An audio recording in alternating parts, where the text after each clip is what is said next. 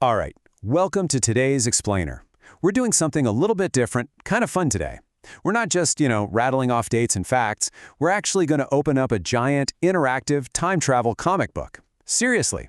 We're taking a visual tour of an absolutely incredible civilization. And to help us lock in the story, we'll be focusing on some key English words and sentences along the way. So get comfortable, and let's kick off our journey to ancient Babylonia. So are you ready to turn that very first page with me? We're literally traveling back over 2,000 years to figure out exactly where human history took a massive leap forward. I mean, just imagine leaving all our modern tech behind. No phones, no cars, just pure human ingenuity. Let's flip that cover open. Okay, boom. Welcome to our very first comic book panel. Picture this sweeping desert landscape, and then suddenly it's interrupted by these two massive winding ribbons of blue water. Those are the Tigris and Euphrates rivers. And this lush green land right between them, it was literally the perfect place to kickstart a civilization. If you were to look at a map right now, this exact spot is located in modern-day Iraq. Now, to help us unlock this story, we've got our first magic word of the page, and that word is ancient. Ancient simply means belonging to the very, very distant past. But what's truly mind-blowing here is that this specific ancient civilization didn't just, pop up and vanish overnight. It lasted for over 2,000 years. Just imagine a single story continuing for that long. So let's actually read this key English sentence together. We'll take it nice and slow so it really locks into your memory. Ready? One of the oldest civilizations on Earth was located in an ancient region called Babylonia.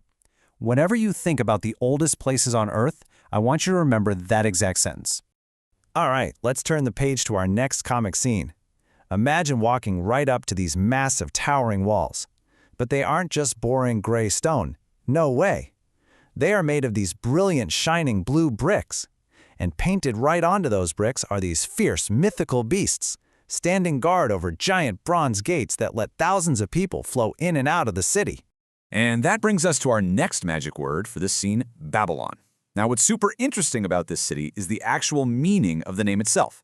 Babylon literally translates to Gate of God. It wasn't just your run-of-the-mill town, it was the absolute center of their entire world. We're talking the beating heart of their culture, the religion, and all their trade. Let's lock this magnificent city in with our next key quote. Go ahead and read it with me, loud and clear. Babylon, which means Gate of God, was the cultural, religious, and trading center of Babylonia. Awesome. By repeating this stuff, you're honestly becoming a true historian of the ancient world. Turning to the next panel, we get a look at the dazzling skyline of this grand city. The Babylonians were absolute master builders. The place was packed with grand palaces and towering temples. The most famous one was the Temple of Bel Marduk. He was the city's protector god. And nearby stood the towering Tower of Babel. But honestly, perhaps the most amazing sight of all was this magnificent, lush garden, miraculously growing high up on a slanted, vaulted roof. It gave people this cool, shady escape from the blazing desert heat. So our magic word concept for this scene is the hanging gardens. I mean, just think about how hard it is to keep a regular garden alive, right?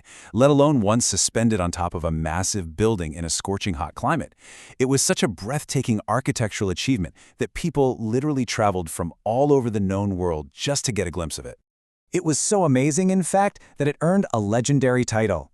Let's read our memory sentence to lock it in. The gardens were considered to be one of the 7 wonders of the world. For real, if you were a tourist 2,000 years ago, this was absolutely the #1 spot on your travel bucket list. Okay, let's turn the page again and see how this all builds into their daily lives. Thousands.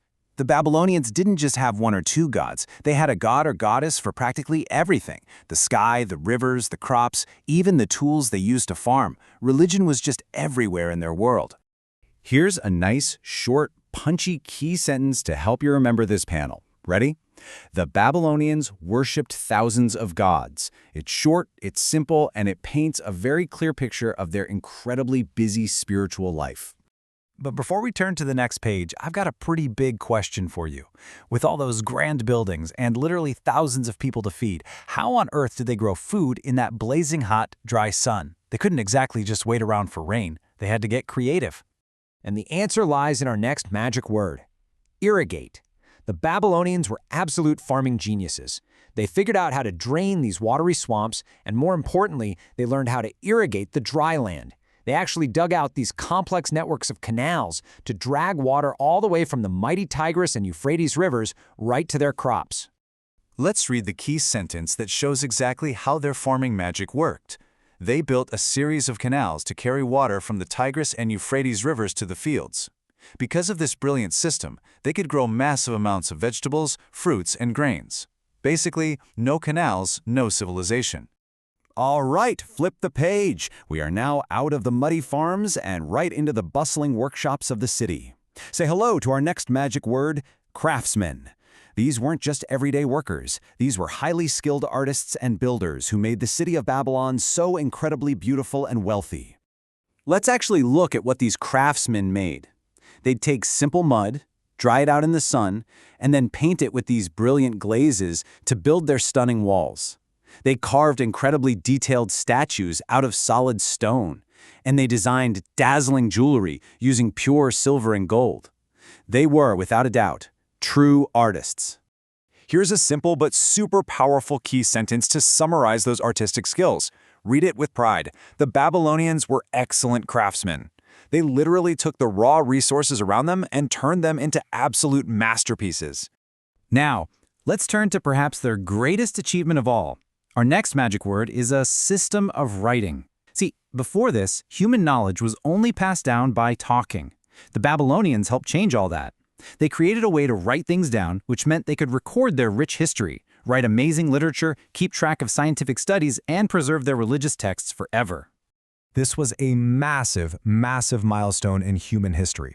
Let's read this crucial sentence out loud together because it genuinely changed the world. The Babylonians were one of the first civilizations to develop a system of writing. Basically, every book you've ever read owes a little thanks to the ancient people of this region. Okay, we are turning to the final panel of our comic book tour today, and we find ourselves in the royal court of a very famous king.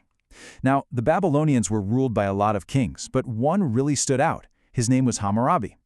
With thousands of people living in his giant city, he realized he needed a solid way to keep order and make sure things were fair. He needed rules. Which brings us to our final magic word of the day, the Code of Hammurabi. Hammurabi didn't just, make up rules on the spot. He wrote them down in a giant, organized list for everyone to see. This set of laws is actually one of the oldest recorded legal systems in the entire world.